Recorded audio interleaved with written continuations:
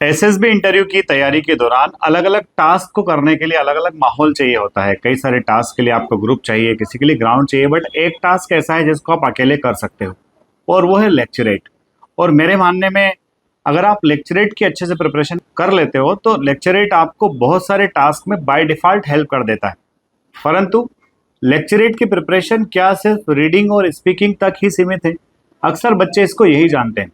कई बार बच्चा सीधा किसी पर्टिकुलर टॉपिक को कहीं रीड करता है और जैसा रीड करता है वैसा ही उस टॉपिक को वो डिलीवर करने की कोशिश करता है, डिलीवर कर देता है। अब दोस्तों यहाँ पर प्रॉब्लम होती क्या है कि जब आपने कोई बात रीड की, कहीं उसको टेलीविजन पर देखा और एज सच ही अगर आपने उसको एक्सप्लेन कर दिया, आपने वैसा का वैसे ही उसको प्रस्तुत कर दिया, तो इसमें आपकी जो लॉजिकल रीजनिंग है, आपकी थिंकिंग एबिलिटी और आपका खुद का जो एक्सप्रेशन है वो तो उसमें कहीं शामिल हुआ नहीं है।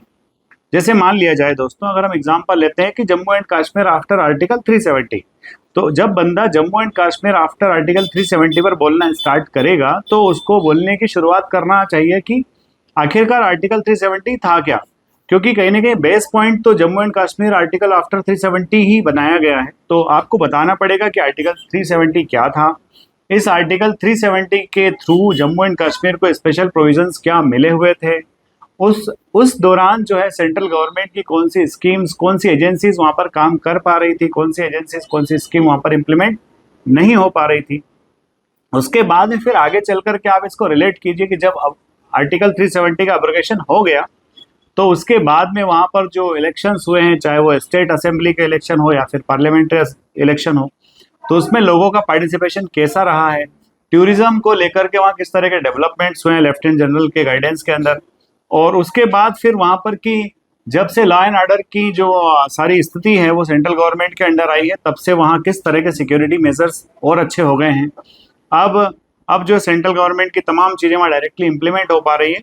और बड़ी बात की वहां पर जो लेटेस्ट बहुत सारी नई सौगातें दी गई है, जिसमें वो चाहे वो वंदे भारत हो या फिर वो चेनाब ब्रिज हो, इन सारी बातों को आपको वहां पर ऐड करना पड़ेगा एक लॉजिकली वे में और एक कॉम्प्रहेंसिव वे में, जिसको आप एक तरह से फ्रेम करके बोल पाओ।